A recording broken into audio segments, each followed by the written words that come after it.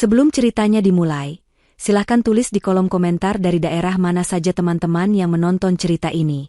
Jangan lupa like dan subscribe agar channel ini bisa semakin berkembang dan bisa mempersembahkan cerita yang lebih menarik lagi. Dunia Dania adalah dunia yang terbuat dari kaca, baja, dan ambisi yang dipoles hingga berkilau. Dari balik meja mahoni raksasanya di lantai 40 gedung pencakar langit, kota Jakarta terhampar di bawahnya seperti permadani lampu yang tak berujung. Ia adalah CEO Dania Adijaya, nama yang disegani di dunia korporat, seorang wanita yang membangun kerajaannya sendiri dari nol. Rapat-rapat penting, keputusan bernilai miliaran rupiah, dan ratusan karyawan yang menggantungkan hidup padanya adalah sarapannya sehari-hari. Jarinya yang lentik dengan kuku terawat sempurna mengetuk pelan permukaan meja, matanya yang tajam menatap deretan angka di layar monitor raksasa di dinding ruangannya. Pikirannya setajam silet, membedah setiap data, menganalisis setiap risiko, dan merumuskan strategi dengan presisi seorang ahli bedah. Di dunia ini, Dania adalah ratu. Ia memegang kendali penuh. Namun, kendali itu seolah menguap begitu ia melangkahkan kakinya melewati pintu utama rumah mewahnya di kawasan elit. Di sana, di dalam istana yang ia bangun dengan keringat dan otaknya sendiri, dunianya menjadi rapuh. Di sana, ia bukanlah seorang CEO, melainkan hanya istri dari Bastian. Suaminya, seorang pria dengan senyum $1 juta dan pesona yang bisa meluluhkan investor paling alot sekalipun, sayangnya tidak pernah menggunakan bakat itu untuk hal yang benar. Bastian menyebut dirinya seorang pebisnis properti, seorang visioner yang melihat peluang di mana orang lain tidak melihatnya. Kenyataannya, proyek-proyeknya lebih sering menjadi fata morgana yang menelan uang dalam jumlah masif. Visi besarnya selalu berakhir dengan kerugian besar, dan modalnya selalu berasal dari satu sumber yang sama, Dania. Malam itu, suasana di ruang makan terasa dingin meskipun pendingin ruangan diatur pada suhu yang nyaman. Denting pelan sendok dan garpu yang beradu dengan piring porselen mahal, menjadi satu-satunya musik yang mengisi keheningan di antara mereka. Bastian, seperti biasa, tampak sempurna dengan kemeja rancangan desainer yang pas di badannya. Ia memulai percakapan dengan nada riang yang dibuat-buat, menceritakan tentang harinya, tentang pertemuan-pertemuan imajiner yang terdengar begitu menjanjikan. Dania hanya mendengarkan dengan setengah hati, pikirannya masih tertinggal di ruang rapat, memikirkan proposal akuisisi yang harus ia putuskan besok. Ia sudah hafal alur ini, pemanasan sebelum permintaan inti. Sayang, Bastian akhirnya memulai, meletakkan sendok dan garpunya. Ia menatap Dania dengan tatapan yang dulu selalu berhasil membuat Dania luluh. Aku menemukan sebuah lahan yang luar biasa strategis di selatan. Potensinya tidak main-main. Kalau kita bisa membangun klaster eksklusif di sana, keuntungannya bisa 10 kali lipat. Dania menghela napas pelan, berusaha menekan rasa lelah yang tiba-tiba menjalari seluruh tubuhnya. Ini dia. Bastian, kita sudah pernah membahas ini. Proyekmu yang terakhir masih menyisakan utang pada kontraktor. Aku belum melihat laporannya lunas. Wajah Bastian langsung berubah muram. Ia memasang ekspresi terluka, seolah Dania baru saja menamparnya. Kenapa kamu selalu begitu? Kenapa kamu tidak pernah bisa mendukungku dengan tulus? Aku ini suamimu. Kesuksesanku adalah kesuksesanmu juga. Apakah kamu lebih suka melihatku gagal? Ini adalah senjata andalannya. Memutarbalikkan fakta, membuat Dania merasa bersalah karena logis dan berhati-hati. Dulu, taktik ini selalu berhasil. Dania akan merasa tidak enak, merasa menjadi istri yang tidak suportif, dan akhirnya luluh. Tapi malam ini, sesuatu terasa berbeda.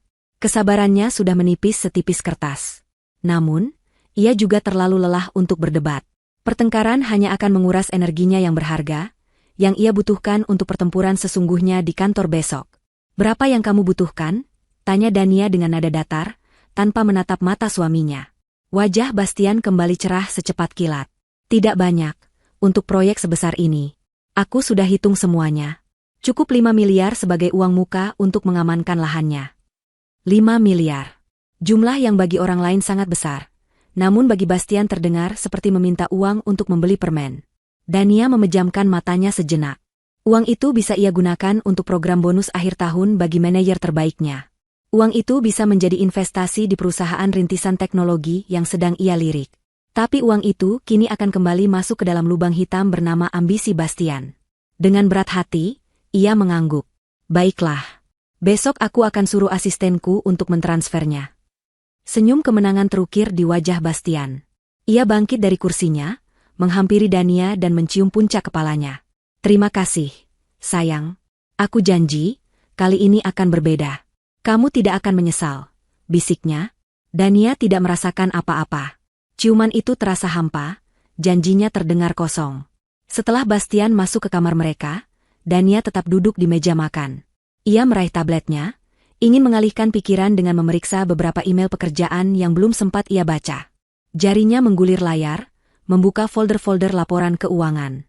Iseng, ia membuka laporan gabungan kartu kredit mereka.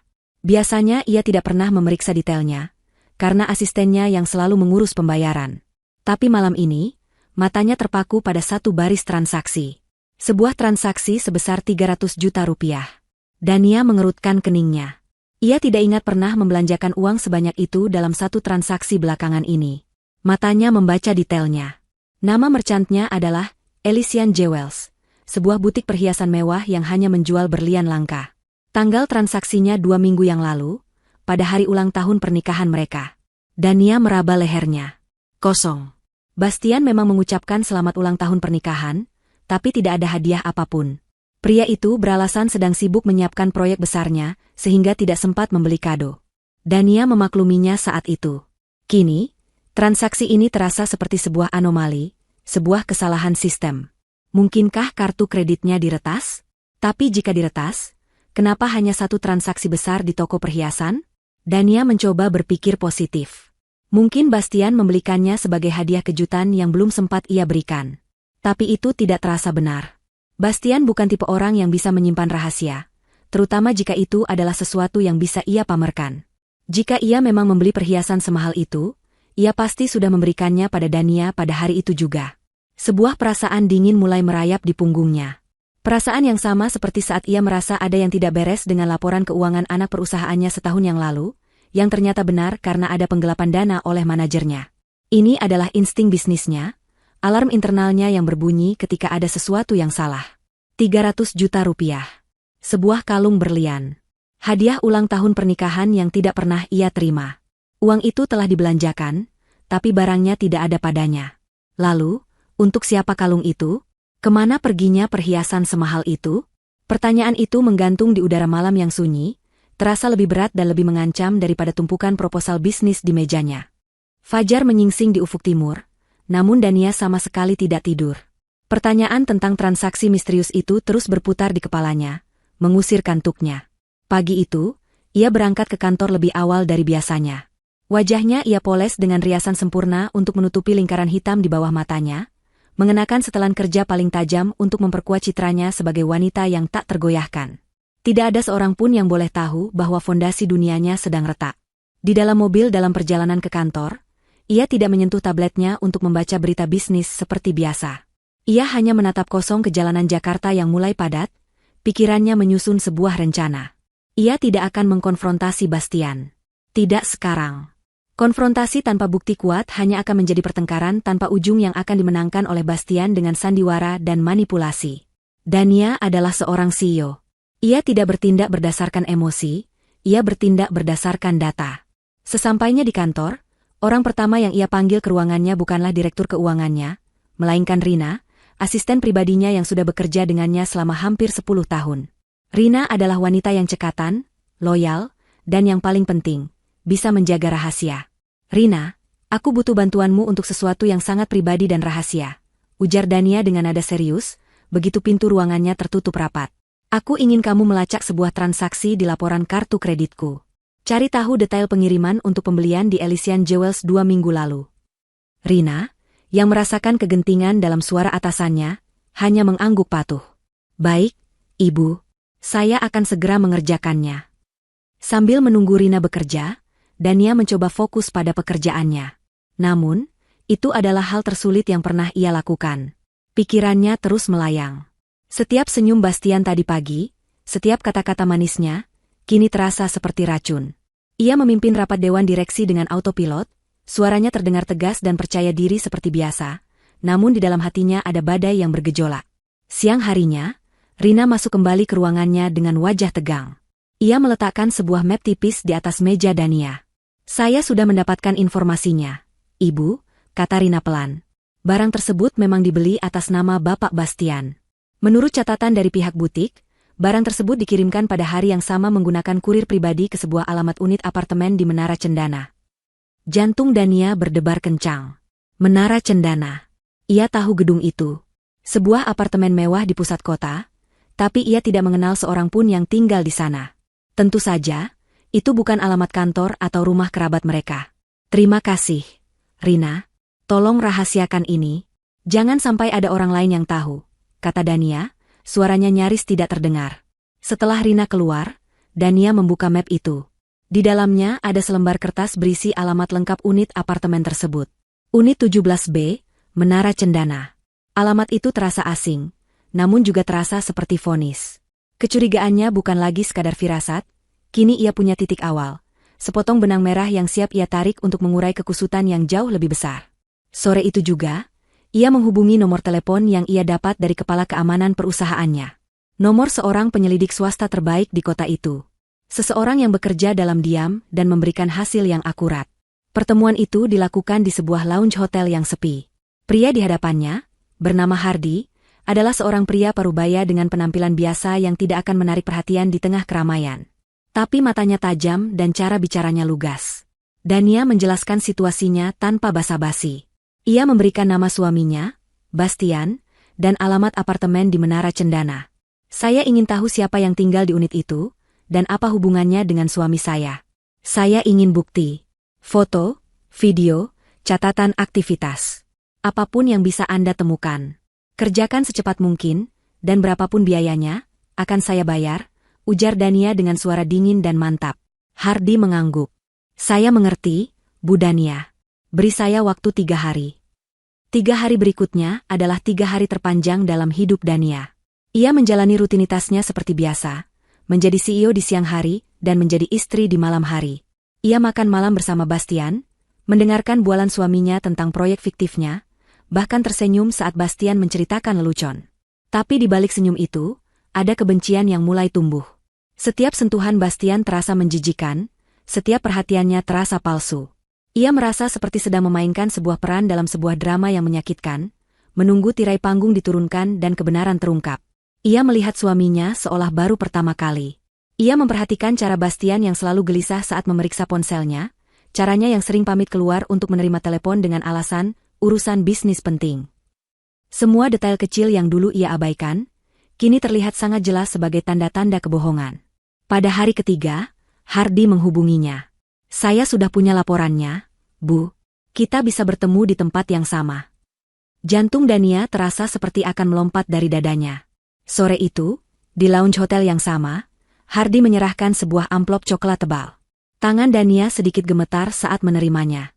Wanita yang tinggal di unit 17B bernama Sinta. Dia tidak bekerja. Suami Anda yang membayar sewa apartemen dan semua kebutuhannya, jelas Hardy dengan nada datar. Selama 2 hari pengintaian, suami Anda datang setiap sore dan baru pulang larut malam. Semua dokumentasinya ada di dalam amplop. Dania tidak menjawab. Ia hanya menatap amplop di tangannya. Setelah membayar jasa Hardy, ia segera kembali ke mobilnya. Ia tidak sanggup membukanya di tempat umum. Di dalam mobil, dengan tangan yang masih gemetar, ia merobek segel amplop itu. Ia mengeluarkan setumpuk foto berkualitas tinggi. Foto pertama menunjukkan Bastian sedang memeluk seorang wanita di lobi apartemen. Wanita itu cantik, lebih muda dari Dania, dengan tipe penampilan yang mencolok.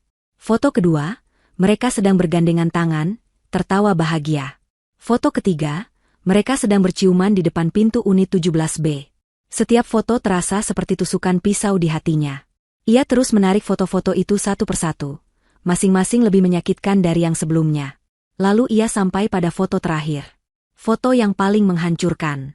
Itu adalah foto close-up Sinta, yang sedang tersenyum manja ke arah kamera, kemungkinan besar difoto oleh Bastian sendiri. Dan di leher jenjang wanita itu, melingkar dengan angkuh sebuah kalung berlian yang berkilauan. Kalung yang sama, yang dibeli dengan uang Dania, sebagai hadiah ulang tahun pernikahan mereka. Pada saat itu, Dania tidak merasakan amarah yang meledak-ledak. Ia juga tidak menangis. Yang ia rasakan adalah sesuatu yang lebih dalam dan lebih dingin. Rasa sakit pengkhianatan itu begitu hebat hingga melumpuhkan semua emosi lainnya, menyisakan sebuah kekosongan yang membekukan. Cinta yang dulu ia miliki untuk Bastian telah mati, digantikan oleh sesuatu yang baru. Sesuatu yang keras, tajam, dan berbahaya.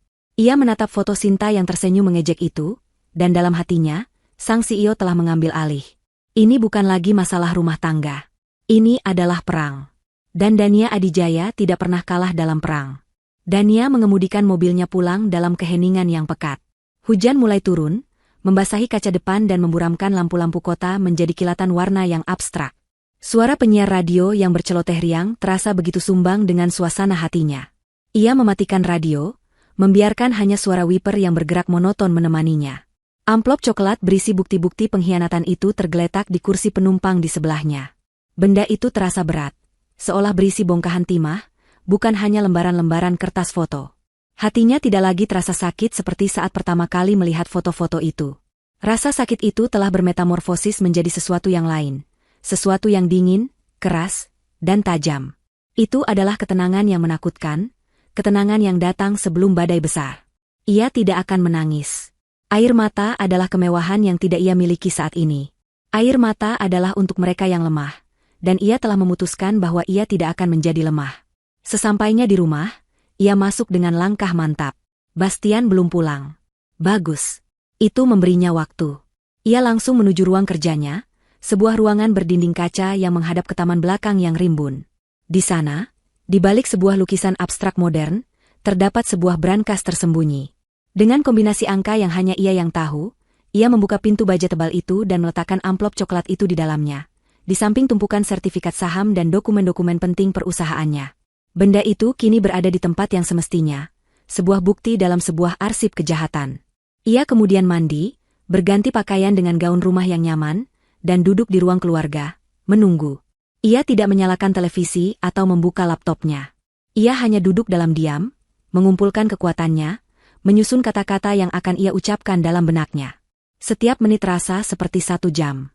Sekitar pukul 9 malam, suara mobil Bastian terdengar memasuki garasi. Tak lama kemudian, pintu depan terbuka dan Bastian masuk dengan senyum cerah di wajahnya, seolah ia baru saja pulang dari sebuah perjalanan bisnis yang sukses. Ia pasti baru saja meninggalkan apartemen Sinta, pikir Dania getir.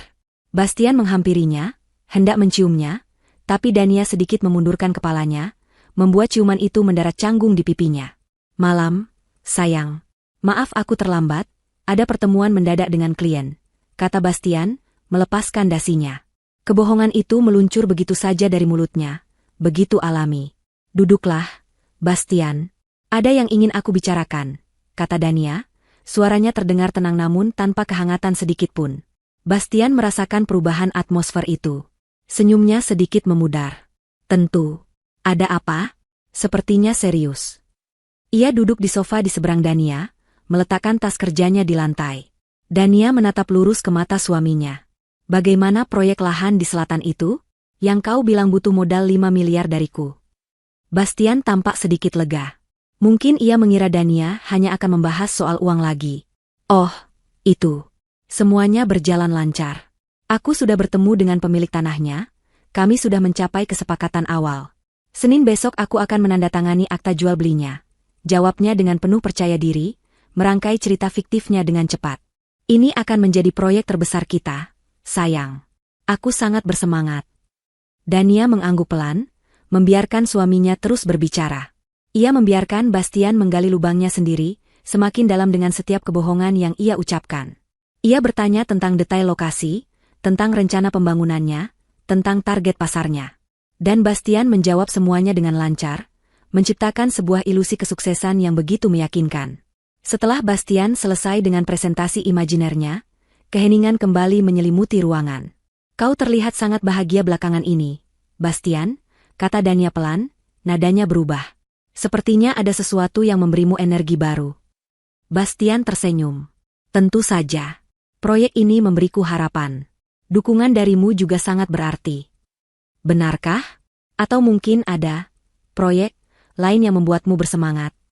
Kecurigaan mulai merayap di wajah Bastian. Ia menatap istrinya dengan waspada.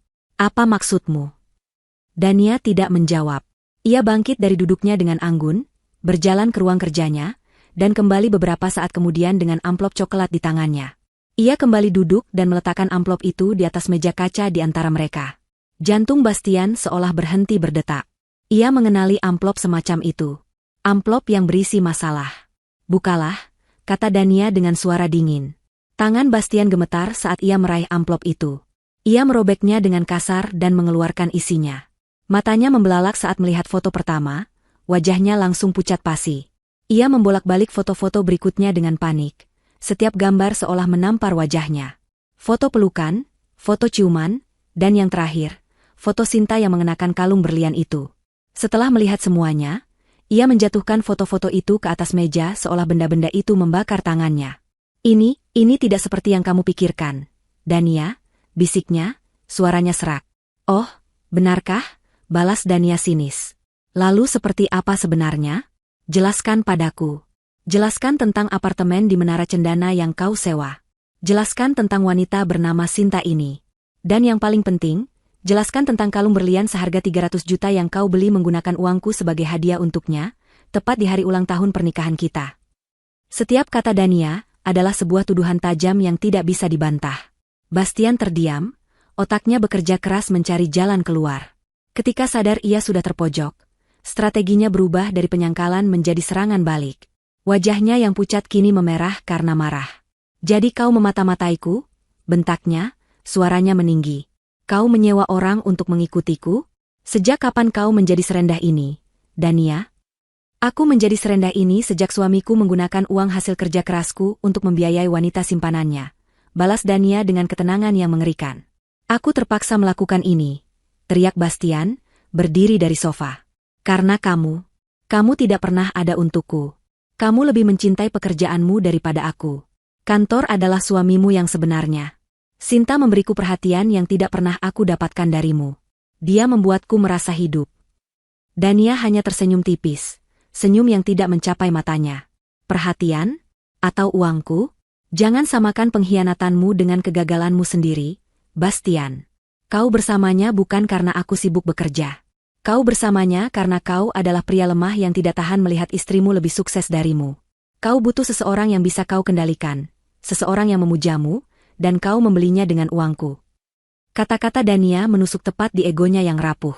Wajah Bastian berubah dari marah menjadi putus asa. Ia sadar ia tidak bisa menang dalam perdebatan ini. Jadi, ia menggunakan senjata terakhirnya, air mata. Ia ambruk berlutut di depan Dania, meraih tangan istrinya. Wajahnya basah oleh air mata penyesalan yang palsu. Maafkan aku, Dania, maafkan aku, isaknya. Aku salah, aku tahu aku salah. Itu semua hanya kesalahan bodoh. Aku tidak mencintainya, aku hanya mencintaimu. Aku hanya kesepian. Tolong beri aku satu kesempatan lagi. Aku akan meninggalkannya sekarang juga. Aku akan melakukan apa saja. Tolong jangan tinggalkan aku. Pemandangan itu begitu menyedihkan. Seorang pria dewasa menangis dan memohon di kakinya. Dulu, mungkin hatinya akan luluh. Tapi sekarang, ia hanya merasakan jijik. Ia menarik tangannya dari genggaman Bastian. Sudah terlambat, Bastian, katanya dingin. Saat ia berbalik hendak meninggalkan Bastian yang masih berlutut di lantai, ponselnya yang tergeletak di atas meja berdering. Nomor tidak dikenal. Sebuah firasat buruk membuatnya mengangkat telepon itu. Halo? Halo? Nyonya Dania Adijaya, sapa sebuah suara wanita yang terdengar angkuh dan penuh kemenangan. Dania langsung mengenali nada itu dari deskripsi penyelidiknya. Ini Sinta. Siapa ini? Tanya Dania, meskipun ia sudah tahu jawabannya. Oh, jangan pura-pura tidak tahu, kata Sinta sambil tertawa kecil. Aku hanya ingin menyapamu secara langsung. Bagaimana? Apakah suamimu sudah menunjukkan pertunjukan air matanya yang menyedihkan itu? Jangan percaya padanya. Dia milikku sekarang. Dania melirik ke arah Bastian, yang menatapnya dengan wajah pucat dan penuh kengerian. Pria itu sadar siapa yang sedang menelepon. Apa maumu? Tanya Dania tajam. Mauku? Sinta tertawa lagi, tawa yang terdengar seperti lonceng kematian. Aku mau semua yang kau miliki. Rumahmu, mobilmu, perusahaanmu, dan tentu saja, suamimu. Menyerah saja, Nyonya CEO. Cepat atau lambat, semua yang kau sebut milikmu itu, akan jadi milikku. Telepon ditutup. Dania menurunkan ponselnya perlahan. Keheningan di ruangan itu terasa memekakan. Kini semuanya menjadi sangat jelas. Ini bukan hanya perselingkuhan. Ini adalah konspirasi. Ini adalah perampokan yang direncanakan.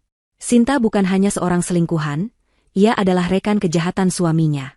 Dan Bastian, pria yang sedang berlutut di hadapannya, bukan hanya seorang suami yang tidak setia, ia adalah musuh yang tidur seranjang dengannya. Badai di dalam hatinya telah reda, digantikan oleh hamparan es yang dingin dan luas. Perang telah resmi dimulai. Panggilan telepon dari Sinta adalah katalisator yang mengubah segalanya. Itu seperti menyalakan lampu di sebuah ruangan gelap yang Dania kira hanya berisi seekor tikus pengkhianat. Namun ternyata ruangan itu dipenuhi oleh serigala lapar. Malam itu, Dania tidak tidur di kamar yang sama dengan Bastian. Ia mengunci diri di kamar tamu, bukan karena takut, tapi karena jijik. Ia tidak bisa lagi berbagi udara dengan pria itu. Pikirannya bekerja tanpa henti, memetakan situasi, menganalisis ancaman, dan merancang strategi serangan balik. Ancaman Sinta yang begitu terang-terangan menunjukkan tingkat kepercayaan diri yang tinggi. Mereka pasti merasa punya kartu as di tangan mereka. Dania harus mencari tahu apa kartu itu sebelum mereka sempat memainkannya. Keesokan paginya, ia kembali bertemu dengan Hardy, sang penyelidik swasta. Kali ini, pertemuan mereka bukan lagi tentang membuktikan perselingkuhan. Ini bukan lagi masalah rumah tangga, Pak Hardy, kata Dania dengan nada tegas, matanya berkilat dingin. Ini adalah konspirasi untuk mengambil alih seluruh aset saya. Saya ingin Anda mengubah fokus penyelidikan. Lupakan Bastian. Saya ingin Anda menggali semua informasi tentang wanita itu, Sinta. Siapa dia sebenarnya? Dari mana asalnya? Apa latar belakangnya? Siapa saja orang-orang di sekitarnya? Dan yang paling penting, saya ingin Anda memantau semua komunikasi dan aktivitas keuangan mereka. Saya ingin tahu apa rencana mereka selanjutnya. Jangan khawatir soal biaya. Hardy, yang sudah berpengalaman menangani berbagai macam kasus, melihat perubahan pada kliennya. Wanita di hadapannya bukan lagi seorang istri yang terluka, melainkan seorang jenderal yang sedang merencanakan perang. Baik, Bu. Saya akan mengerahkan tim terbaik saya, jawabnya. Penyelidikan Hardy bergerak cepat dan efisien. Dalam beberapa hari, potongan-potongan puzzle mulai terkumpul, dan gambar yang terbentuk jauh lebih mengerikan dari yang Dania bayangkan. Sinta bukanlah seorang wanita biasa yang terjebak dalam perselingkuhan. Laporan Hardy menunjukkan bahwa Sinta memiliki jejak digital yang mencurigakan. Ia beberapa kali mengubah namanya. Latar belakang pendidikannya tidak jelas, dan ia tidak punya riwayat pekerjaan yang resmi. Namun, ia pernah beberapa kali terhubung dengan kasus-kasus penipuan yang melibatkan pria-pria kaya, meskipun ia selalu berhasil lolos tanpa tuntutan hukum. Dia adalah seorang predator profesional. Laporan berikutnya lebih detail lagi. Tim Hardy berhasil menyadap komunikasi mereka. Dari percakapan telepon dan pesan teks, terungkap bahwa Bastian telah membocorkan informasi-informasi sensitif tentang keuangan dan bisnis Dania kepada Sinta. Mereka membahas tentang aset-aset pribadi Dania, tentang celah-celah hukum yang mungkin bisa mereka manfaatkan. Bahkan, mereka kedapatan mencoba memalsukan tanda tangan Dania pada beberapa dokumen transfer aset minor sebagai uji coba. Rencana mereka jelas, mereka tidak hanya ingin menikmati uang Dania, mereka ingin merebut kepemilikannya secara sistematis. Setiap laporan baru yang diterima Dania terasa seperti hantaman di ulu hatinya. Namun ia menelannya bulat-bulat, mengubah rasa sakit itu menjadi bahan bakar untuk ketegasannya. Ia mulai mengambil langkah-langkah pengamanan. Ia mengubah semua kata sandi perbankan dan akses digitalnya. Ia menyewa tim audit independen untuk memeriksa kemungkinan adanya sabotase atau pencurian data di perusahaannya. Ia bahkan memasang sistem keamanan yang lebih canggih di rumahnya. Ia bergerak dalam senyap, tidak menunjukkan perubahan sikap apapun di depan Bastian, yang kini bersikap seperti anak anjing yang patuh, terus-menerus meminta maaf dan mencoba bersikap manis, tidak menyadari bahwa Dania sudah mengetahui permainannya. Suatu sore, Hardy meminta pertemuan darurat. Wajahnya tampak lebih serius dari biasanya. Bu Dania, ada perkembangan baru yang sangat mengkhawatirkan, katanya sambil menyodorkan sebuah dokumen. Tim saya menemukan bahwa sebulan yang lalu, Bastian menghubungi agen asuransi Anda. Dania merasakan firasat buruk. Untuk apa? Dia tidak melakukan perubahan apapun. Tapi dia menanyakan banyak sekali pertanyaan. Pertanyaan-pertanyaan yang sangat spesifik. Hardy berhenti sejenak, seolah memilih kata-kata yang tepat. Dia bertanya tentang prosedur klaim untuk polis asuransi jiwa Anda. Secara spesifik, dia menanyakan tentang klausul yang berhubungan dengan kematian akibat kecelakaan tunggal, dan kematian mendadak saat sedang melakukan perjalanan atau liburan. Dia juga bertanya apakah proses klaimnya akan lebih rumit jika kematian terjadi di luar negeri. Ruangan itu terasa berputar. Udara seolah tersedot keluar dari paru-paru Dania. Ini bukan lagi tentang uang. Ini bukan lagi tentang merebut perusahaan atau rumahnya. Ini tentang nyawanya. Pikiran bahwa pria yang tidur di sebelahnya selama bertahun-tahun, ayah dari anak-anak yang pernah mereka impikan bersama, kini sedang merencanakan kematiannya, adalah sebuah kengerian yang tak terbayangkan. Rasa dingin yang ia rasakan sebelumnya, kini berubah menjadi es yang membekukan tulangnya. Ia tidak lagi merasa marah. Ia merasa takut. Untuk pertama kalinya dalam waktu yang sangat lama, Dania Adijaya merasa takut. Namun, rasa takut itu tidak melumpuhkannya. Sebaliknya, rasa takut itu mempertajam instingnya untuk bertahan hidup. Malam itu, ia tidak bisa tidur. Setiap suara di dalam rumahnya yang besar itu terdengar seperti ancaman. Suara derit lantai, suara angin di jendela. Ia membayangkan skenario-skenario terburuk. Rem mobilnya yang disabotase. Makanan atau minumannya yang diracuni. Sebuah kecelakaan di tangga rumahnya. Keesokan harinya, ia sudah kembali menjadi dirinya yang tegar. Ia tahu ia tidak bisa menunjukkan rasa takutnya. Ia harus melanjutkan permainan ini, sampai ia memiliki cukup bukti untuk menghancurkan mereka berdua sekaligus. Ia menghubungi Hardy lagi, memberinya instruksi baru yang lebih mendesak. Saya ingin Anda mencari tahu lebih dalam tentang pertanyaan Bastian kepada agen asuransi itu. Apakah ada hal lain?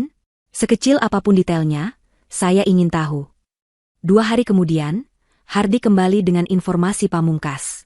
Informasi yang menjadi paku terakhir di peti mati pernikahannya. Agen asuransi itu awalnya ragu untuk bicara, tapi dengan sedikit bujukan, dia akhirnya mengaku, kata Hardy pelan. Bastian tidak hanya bertanya. Dia secara spesifik meminta formulir untuk menambahkan wali atau penerima manfaat sekunder pada polis Anda.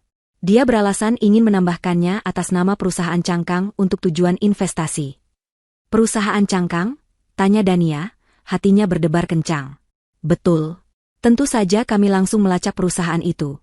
Lanjut Hardy sambil meletakkan selembar kertas di atas meja. Itu adalah salinan akta pendirian sebuah perusahaan bernama PT Sinar Gemilang Properti. Sebuah nama yang terdengar biasa saja. Perusahaan ini baru didirikan 2 bulan lalu. Tidak punya kantor, tidak punya aktivitas bisnis. Modalnya nol. Dania menatap dokumen itu, matanya menyusuri setiap baris tulisan, sampai akhirnya ia menemukan apa yang ia cari. Di bagian dewan direksi, hanya ada satu nama yang tercantum. Satu nama yang mengakhiri semua keraguan dan spekulasi. Satu nama yang mengkonfirmasi bahwa suaminya menginginkannya mati agar wanita itu bisa mengambil semuanya. Direktur Utama, Sinta Amelia. Penemuan nama Sinta sebagai Direktur Utama perusahaan Cangkang yang akan menjadi penerima manfaat asuransi jiwanya adalah titik balik bagi Dania. Ketakutan yang sempat membekukan tulangnya kini mulai mencair, tergantikan oleh amarah dingin yang membara. Ia sadar, menunggu dan bertahan saja tidak cukup. Jika ia ingin selamat, ia harus selangkah lebih maju dari musuhnya. Ia harus memahami permainan mereka, memprediksi gerakan mereka, dan menyiapkan jebakan balasan. Selama beberapa hari, ia hidup dalam dualitas yang melelahkan. Di depan Bastian, ia memasang wajah lelah dan pasrah, seolah pertengkaran hebat mereka telah menguras seluruh energinya, dan ia mulai mempertimbangkan untuk memaafkan. Ia sengaja mengurangi intensitas kerjanya, pulang lebih awal, dan menunjukkan sedikit kehangatan palsu. Bastian, yang egonya setinggi langit, tentu saja memakan umpan itu mentah-mentah. Ia mengira istrinya yang perkasa itu akhirnya luluh, takluk oleh pesonanya dan sandiwara penyesalannya. Di saat yang sama, di belakang layar, Dania bergerak seperti seorang ahli strategi perang. Ia menghabiskan malam-malamnya tidak untuk tidur, melainkan untuk belajar.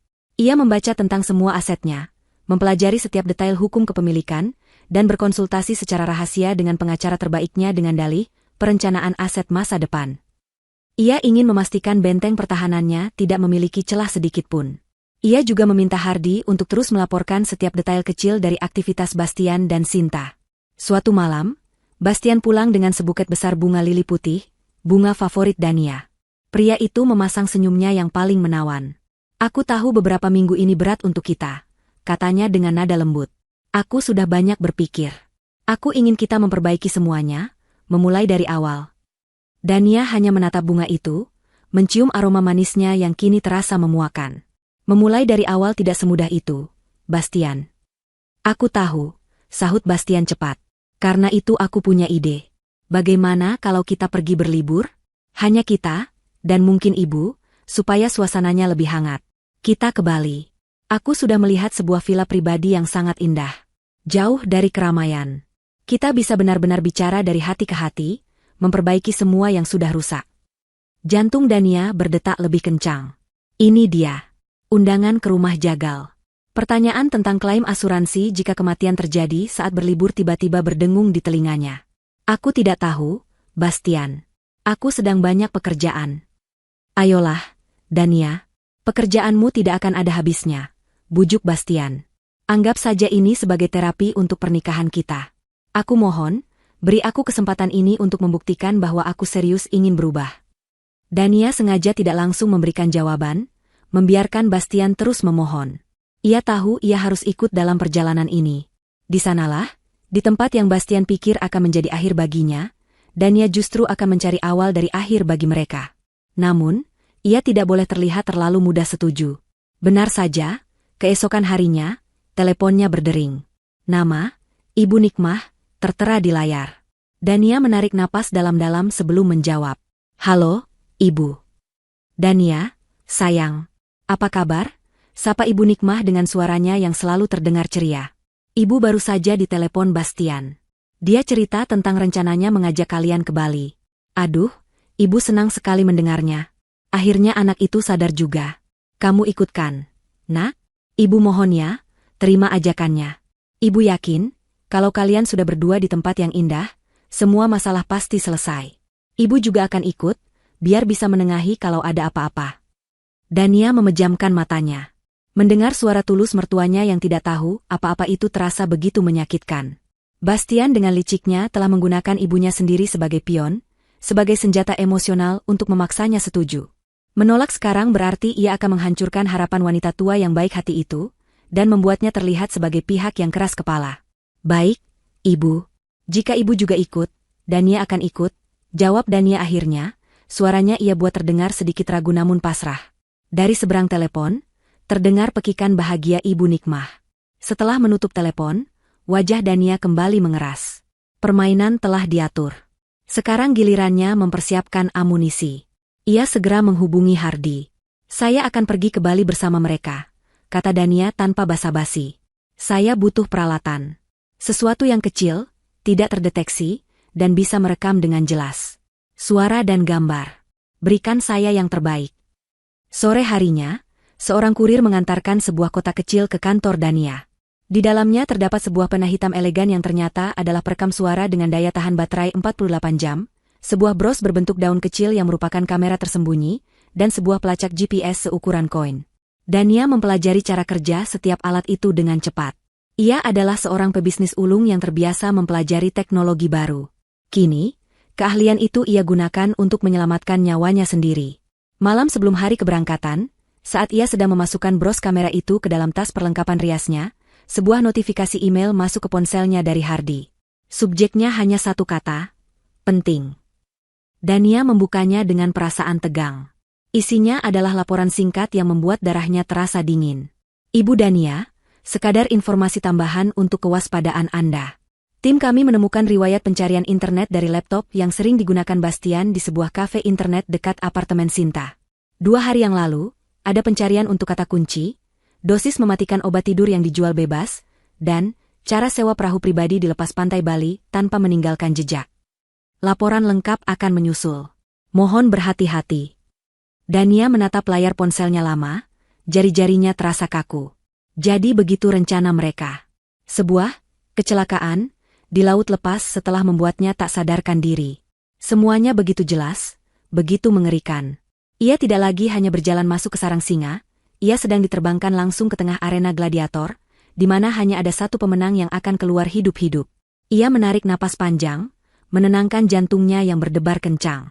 Ia menatap pantulan dirinya di cermin. Wajah wanita yang ketakutan itu perlahan sirna, digantikan oleh sorot mata yang tajam dan penuh perhitungan. Baiklah, Bastian, batinnya. Kau ingin bermain di laut? Akan kupastikan kau yang akan tenggelam. Pesawat pribadi milik perusahaan Dania mendarat mulus di Bandara Ngurah Rai. Udara hangat dan lembab khas Bali langsung menyambut mereka begitu pintu terbuka. Ibu Nikmah tampak begitu bersemangat. Wajahnya berseri-seri saat melihat hamparan langit biru. Bastian, di sisinya, memainkan perannya dengan sempurna. Ia merangkul bahu Dania, tersenyum pada ibunya, dan berbicara dengan para staf bandara dengan ramah. Ia tampak seperti seorang suami dan anak yang berbakti, membawa keluarganya berlibur. Hanya Dania yang bisa melihat kilatan aneh di matanya, sebuah antisipasi mengerikan di balik senyumnya yang dipoles. Villa yang mereka tuju terletak di daerah Uluwatu, bertengger di atas tebing dengan pemandangan langsung ke Samudra Hindia yang tak terbatas. Tempat itu luar biasa indah, dengan arsitektur modern yang menyatu dengan alam, kolam renang pribadi yang seolah menyambung dengan lautan, dan taman-taman tropis yang terawat sempurna. Siapapun akan menyebut tempat ini surga. Bagi Dania, tempat ini adalah neraka yang indah, sebuah panggung megah yang telah disiapkan untuk adegan terakhir dalam hidupnya. Luar biasa, Bastian. Kamu pintar sekali memilih tempat ini, puji Ibu Nikmah, matanya berbinar-binar mengagumi pemandangan. Benar kan, Dania? Tempat ini sangat romantis. Sempurna untuk kalian berdua. Sangat indah, Ibu, jawab Dania sambil tersenyum tipis. Ia merasakan lengan Bastian mengencang di pinggangnya. Sebuah gestur posesif yang terasa seperti belenggu. Selama sisa hari itu, Dania harus menahan siksaan sandiwara keluarga bahagia. Ibu Nikmah, dengan niatnya yang paling tulus, terus-menerus menciptakan momen-momen canggung. Ia menyuruh Dania dan Bastian untuk berfoto dengan latar belakang matahari terbenam, meminta mereka untuk saling menyuapi buah di tepi kolam renang, dan terus bercerita tentang masa-masa awal pernikahan mereka yang penuh cinta. Setiap kata pujian dari Ibu Nikmah untuk putranya terasa seperti sayatan di hati Dania. Wanita tua yang baik hati ini memuji calon pembunuh menantunya sendiri tanpa tahu apa-apa. Rasa kesepian Dania semakin menjadi-jadi. Ia dikelilingi oleh orang-orang yang ia kenal, namun ia merasa benar-benar sendirian.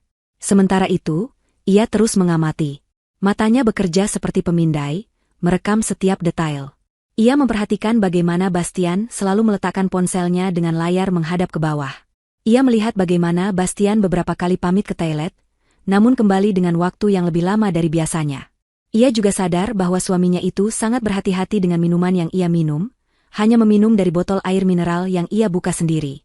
Tentu saja, pikir Dania sinis, seorang peracun akan sangat takut diracuni. Sore harinya, saat Ibu Nikmah sedang tidur siang dan Bastian sedang menerima telepon di ujung taman, Dania melihat kesempatannya. Ia berjalan santai ke area bar mini di ruang keluarga yang terbuka. Dengan gerakan cepat dan terlatih, ia meletakkan pena perekam suara di dalam sebuah pot tanaman hias kecil yang ada di atas meja bar. Posisi yang sempurna untuk menangkap percakapan apapun di seluruh area ruang keluarga dan ruang makan. Bros kamera sudah tersemat dengan aman di salah satu syal yang ia letakkan di sandaran sofa, lensanya yang mungil mengarah ke seluruh ruangan. Amunisinya sudah terpasang. Malam harinya, Bastian mengatur makan malam romantis yang diterangi cahaya lilin di teras villa. Ibu Nikmah tentu saja sangat senang dan memutuskan untuk makan di kamarnya sendiri, memberikan privasi untuk anak dan menantunya. Suasana terasa begitu surreal. Suara deburan ombak di bawah tebing, langit yang bertaburan bintang, alunan musik yang lembut, dan seorang pria yang sedang makan malam dengan wanita yang ingin ia bunuh. Aku harap kamu suka, kata Bastian lembut. Aku ingin semuanya sempurna. Terima kasih, Bastian. Ini indah, jawab Dania, memainkan makanannya dengan garpu. Mereka makan dalam keheningan yang canggung selama beberapa saat, sampai Bastian meletakkan gelas anggurnya dan menatap Dania. Dania, katanya dengan nada serius. Aku tahu aku sudah banyak menyakitimu. Tapi di tempat ini, aku merasa kita bisa benar-benar memulai lagi. Lupakan Sinta, lupakan semua kebodohanku. Aku hanya ingin kamu. Dania nyaris tertawa. Aktingnya benar-benar sempurna. Kata-kata saja tidak cukup, Bastian. Aku tahu. Karena itu aku punya kejutan untuk besok lusa. Lanjutnya, matanya berbinar. Aku sudah menyewa sebuah kapal pesiar pribadi. Hanya kita berdua. Kita akan berlayar ke sebuah pulau kecil yang indah, snorkeling, makan siang di atas kapal. Seharian penuh, hanya kita berdua di tengah lautan biru. Jauh dari segalanya. Bagaimana? Jantung Dania berdebar kencang. Perahu pribadi. Lepas pantai. Semuanya cocok dengan informasi dari Hardy. Inilah rencananya. Terdengar menyenangkan, jawab Dania, berusaha agar suaranya tidak bergetar. Setelah makan malam yang terasa seperti berlangsung selamanya itu, Dania pamit ke kamar lebih dulu dengan alasan sakit kepala. Ia butuh waktu sendirian, butuh ruang untuk bernapas. Ia berdiri di balkon kamarnya yang luas, menatap lautan gelap di bawahnya. Angin malam terasa dingin di kulitnya. Ia merasa begitu kecil dan sendirian di hadapan alam semesta, dan di hadapan kejahatan yang begitu terencana. Ia hampir saja menyerah pada keputusasaan, saat matanya menangkap sebuah gerakan di area taman villa sebelah yang remang-remang. Awalnya ia tidak terlalu memperhatikan, mengira itu adalah tamu atau staf hotel. Namun, sosok itu berhenti di bawah sebuah lampu taman, mengeluarkan ponsel, dan wajahnya tersinari oleh cahaya layar. Dania seketika menahan napas. Ia tidak mungkin salah. Meskipun dari jarak yang cukup jauh, ia mengenali wajah itu. Wajah angkuh yang ia lihat berkali-kali di dalam foto-foto dari Hardy. Wajah wanita yang meneleponnya dengan nada mengejek. Itu adalah Sinta. Dia ada di sini, bukan di hotel lain, bukan di kota lain. Dia ada di villa sebelah, begitu dekat. Dia tidak sedang bersembunyi. Dia ada di sana, mengawasi, menunggu. Mungkin memastikan semuanya berjalan sesuai rencana. Pada saat itu, semua keraguan yang tersisa di benak Dania lenyap. Ini bukan lagi sekadar dugaan atau firasat buruk yang didasari oleh bukti tidak langsung. Ini adalah konfirmasi visual. Serigala itu tidak hanya mengintai dari jauh. Serigala itu sudah berada di depan pintu kandangnya, menunggu saat yang tepat untuk menerkam. Dania mundur perlahan dari balkon, masuk ke dalam kamarnya, dan mengunci pintu. Rasa takutnya kini telah mengkristal menjadi sebuah kepastian yang dingin. Pertarungan untuk hidupnya akan terjadi di sini, di surga palsu ini. Malam itu terasa panjang dan penuh ancaman. Kesadaran bahwa Sinta, sang arsitek kehancurannya, berada begitu dekat membuat Dania tidak bisa memejamkan mata. Ia berbaring di tempat tidur, punggungnya menghadap Bastian, setiap otot di tubuhnya menegang. Ia bisa mendengar napas suaminya yang teratur, sebuah kepura-puraan tidur yang begitu sempurna. Dania bertanya-tanya apa yang ada di dalam kepala pria itu. Apakah ia sedang memimpikan kekayaan yang akan ia rebut? Ataukah ia sedang membayangkan bagaimana cara menyingkirkan jasad istrinya besok di tengah lautan? Kengerian itu membuat perutnya mual.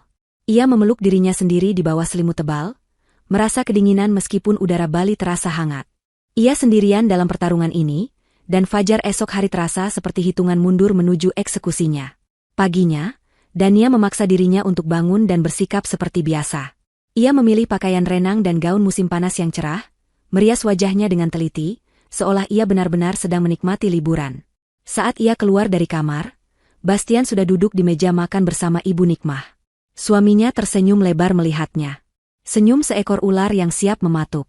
"Selamat pagi, sayang. Tidurmu nyenyak?" sapa Bastian. "Sangat nyenyak," jawab Dania, membalas senyumnya dengan senyum palsu yang sama. Pemandangan dari kamar kita benar-benar membantu untuk tidur.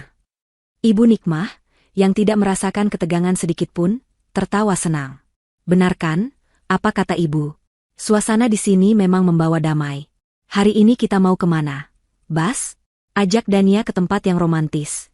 "Ya, tentu saja, ibu," kata Bastian sambil mengedipkan mata pada ibunya. "Hari ini kita akan bersantai saja. Mungkin kita bisa ke salah satu pura di atas tebing, lalu menikmati makan siang di Jimbaran. Biar Dania bisa istirahat total sebelum acara spesial kita besok." Hari itu berjalan seperti dalam sebuah film yang aneh. Mereka mengunjungi Pura Luhur Uluwatu, berfoto dengan latar belakang tebing yang curam dan monyet-monyet yang berkeliaran. Dania berjalan di samping Bastian, sesekali membiarkan pria itu merangkulnya demi menyenangkan Ibu Nikmah. Namun, matanya tidak pernah diam. Ia mengamati setiap orang di sekitar mereka, mencari-cari wajah Sinta di tengah keramaian turis. Ia tidak melihatnya, tapi ia tahu wanita itu ada di suatu tempat, mengawasi. Saat makan siang di sebuah restoran seafood di tepi pantai Jimbaran, Dania sangat berhati-hati. Ia hanya meminum air dari botol yang ia buka sendiri, dan hanya memakan makanan yang juga diambil oleh Ibu Nikmah. Bastian memperhatikan kehati-hatiannya itu dengan sudut matanya. "Kamu sepertinya tidak nafsu makan, sayang," tegur Bastian lembut. "Mungkin hanya sedikit kelelahan karena cuaca panas," jawab Dania diplomatis. Malam harinya adalah puncak dari semua sandiwara. Setelah seharian penuh berpura-pura, ketegangan di dalam diri Dania sudah mencapai batasnya. Ibu Nikmah, yang merasa sedikit lelah setelah berjalan-jalan, memutuskan untuk makan malam di kamarnya dan beristirahat lebih awal. "Kalian habiskan waktu berdua, ya? Jangan pedulikan ibu," katanya sambil tersenyum sebelum masuk ke kamarnya. Akhirnya, Dania sendirian bersama calon pembunuhnya. Mereka kembali ke suite pribadi mereka. Suasananya terasa berat dan menyesakan. Bastian menyalakan musik yang lembut, mencoba menciptakan suasana romantis yang palsu.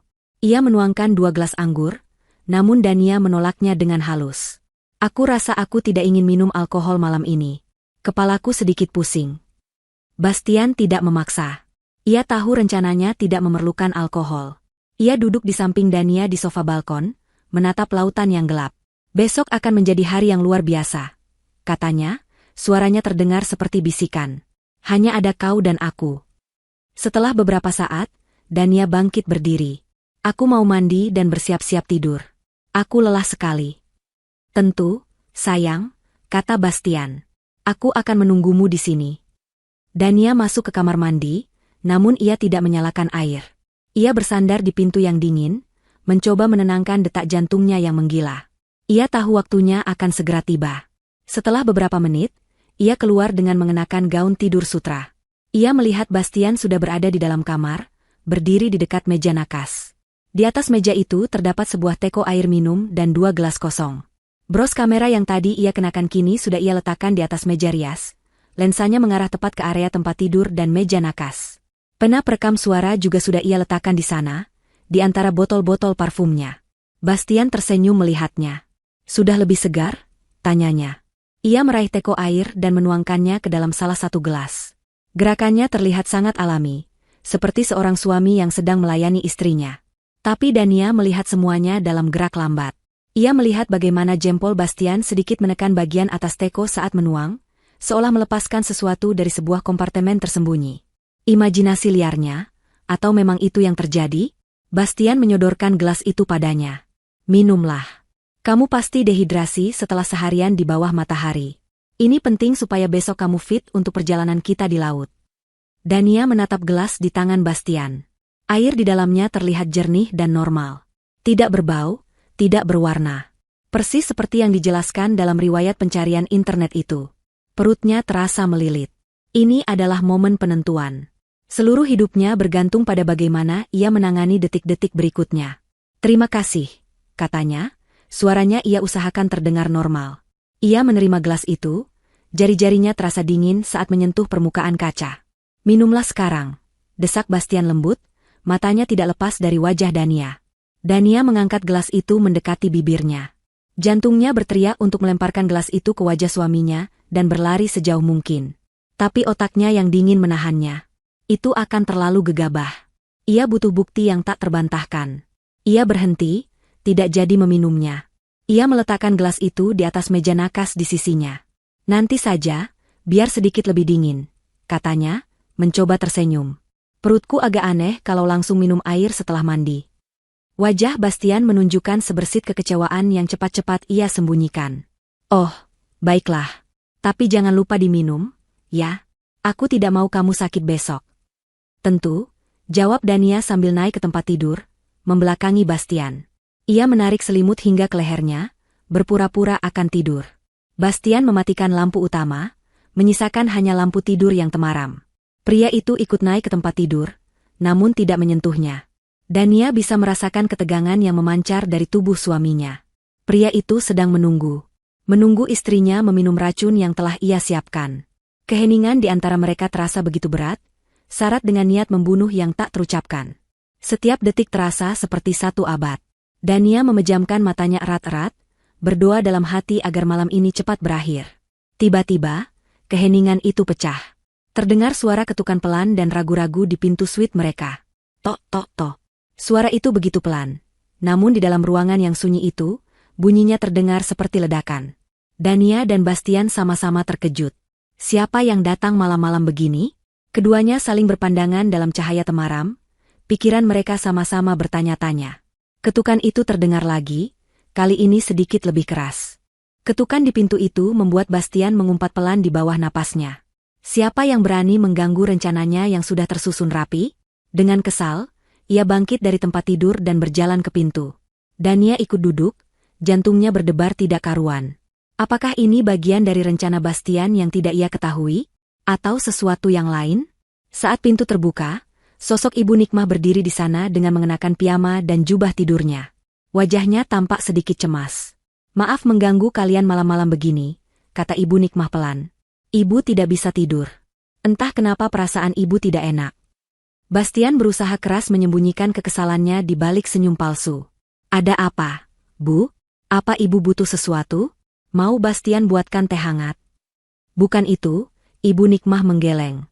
Ia melangkah masuk ke dalam suite, matanya mencari Dania. Ibu hanya ingin bicara sebentar dengan Dania. Boleh, kan? Melihat ibunya, Bastian tidak bisa berbuat apa-apa selain mengizinkannya. Tentu saja, Bu. Masuklah. Ia menutup pintu sementara Ibu Nikmah berjalan dan duduk di tepi tempat tidur, di samping Dania. Ada apa, Ibu? Tanya Dania lembut, mencoba menenangkan kegelisahan wanita tua itu, sekaligus kegelisahannya sendiri. Ibu Nikmah meraih tangan Dania, menggenggamnya erat. Tangannya terasa dingin. Ibu hanya tiba-tiba kepikiran kalian berdua. Ibu sangat bahagia melihat kalian mau mencoba memperbaiki semuanya. Dania, kamu itu sudah seperti anak perempuan ibu sendiri. Kamu istri yang baik, wanita yang hebat. Ibu tahu, anak ibu, Bastian, kadang-kadang bisa sangat bodoh dan tidak peka. Katanya sambil melirik tajam ke arah Bastian yang berdiri canggung di dekat pintu. Tapi hatinya baik. Ibu mohon, maafkanlah kesalahannya. Ibu hanya ingin melihat kalian bahagia sampai tua nanti. Setiap kata dari Ibu Nikmah terasa seperti belati bagi Dania. Wanita ini begitu tulus, begitu penuh harapan. Sama sekali tidak menyadari bahwa putranya yang berhati baik, itu baru saja mencoba meracuni menantu kesayangannya. Dania hanya bisa mengangguk. Tenggorokannya tercekat, tidak sanggup mengeluarkan sepatah kata pun. Air mata mulai menggenang di pelupuk matanya. Bastian, yang merasa pembicaraan ini semakin tidak menguntungkan baginya, mencoba menyela. Sudahlah, Bu, ini sudah malam. Sebaiknya Ibu kembali ke kamar dan istirahat. Besok kita masih punya banyak kegiatan. Sebentar lagi, sahut Ibu Nikmah. Ia kembali menatap Dania. Maafkan Ibu ya, Nak, kalau selama ini Ibu ada salah. Doa Ibu selalu menyertai kalian. Di tengah curahan hatinya yang emosional itu, ia terbatuk kecil. Tenggorokannya terasa kering. Aduh, Ibu jadi haus sekali setelah bicara panjang lebar. Matanya secara alami mencari-cari air minum. Dan pandangannya jatuh pada gelas berisi air putih yang masih berdiri manis di atas meja nakas di samping Dania. Gelas yang sama yang telah disiapkan oleh Bastian. Gelas yang berisi dosis mematikan obat tidur. Sebelum Dania sempat berpikir, sebelum ia sempat mencegah, sebelum Bastian menyadari apa yang akan terjadi, semuanya berlangsung begitu cepat. Dengan gerakan yang wajar dan tanpa kecurigaan sedikitpun, Ibu Nikmah meraih gelas itu. Ah, ada air. Ibu minum ini saja, ya, katanya dengan santai. Pikiran Dania menjerit. Jangan. Tapi suaranya tidak keluar. Sebagian dari dirinya membeku karena syok, sebagian lagi ragu. Jika ia berteriak melarang, bagaimana ia akan menjelaskan alasannya? Itu akan membongkar semuanya sebelum ia punya bukti yang cukup. Bastian juga tampak membeku, matanya membelalak ngeri, tidak menyangka ibunya sendiri akan melakukan hal itu. Dalam 2 atau 3 tegukan cepat, Ibu Nikmah menghabiskan seluruh isi gelas itu. Ah, segarnya, katanya sambil meletakkan gelas kosong itu kembali ke meja. Ia tersenyum pada Dania, senyum terakhirnya. Keheningan menyelimuti ruangan selama beberapa detik. Ibu Nikmah masih tersenyum, hendak melanjutkan perkataannya, namun tiba-tiba senyumnya memudar. Matanya yang tadinya berbinar kini tampak bingung. Ia mengerjap beberapa kali. Kepala ibu, kenapa tiba-tiba pusing sekali? Gumamnya, suaranya mulai tidak jelas. Ia memegang kepalanya. Ibu, panggil Dania panik, menggeser tubuhnya mendekat. Ibu Nikmah mencoba untuk berdiri, tapi kakinya lemas. Ia terhuyung. Matanya terbelalak, napasnya menjadi cepat dan pendek. Ia mencengkeram dadanya, tatapannya penuh ketakutan dan kebingungan. Lalu, tanpa suara sedikitpun, tubuhnya lemas dan ambruk dari tepi tempat tidur ke lantai dengan suara gedebuk yang pelan. Ibu, jerit Dania, melompat dari tempat tidur dan menghampiri tubuh mertuanya yang tergeletak tak bergerak. Ia mengguncang-guncang bahunya. Ibu, bangun, Bu. Tapi tidak ada jawaban. Bastian berdiri terpaku di tempatnya selama beberapa detik. Wajahnya pucat pasi seperti mayat. Kengerian dan ketidakpercayaan terpancar dari matanya. Rencananya telah hancur berkeping-keping dengan cara yang paling mengerikan. Ibunya. Ibunya sendiri yang telah meminum racun yang ia siapkan untuk istrinya. Namun, di tengah kepanikannya, otaknya yang licik bekerja dengan cepat. Di tengah tragedi yang ia ciptakan sendiri, ia melihat sebuah kesempatan. Sebuah jalan keluar. Seorang kambing hitam. Saat Dania sedang panik, Menangis sambil mencoba memeriksa denyut nadi di leher Ibu Nikmah, Bastian tiba-tiba bergerak. Wajahnya yang tadinya pucat karena syok kini berubah menjadi topeng kemarahan dan duka yang dibuat-buat. Matanya menatap Dania dengan kebencian yang menyala-nyala. Ia berlari keluar dari suite mereka, membuka pintu dengan kasar, dan berteriak ke lorong villa yang sunyi. Suaranya bergema, penuh dengan kepalsuan yang meyakinkan. Tolong. Siapapun tolong. Estreku. Dania meracuni ibuku. Teriakan Bastian yang membelah keheningan malam villa mewah itu adalah sebuah mahakarya kebohongan. Itu adalah teriakan seorang putra yang patah hati, penuh dengan kesedihan dan amarah yang begitu meyakinkan hingga mampu menipu siapa saja yang mendengarnya. Staf villa yang sedang bertugas adalah yang pertama kali datang, wajah mereka panik. Mereka menemukan pemandangan yang mengerikan.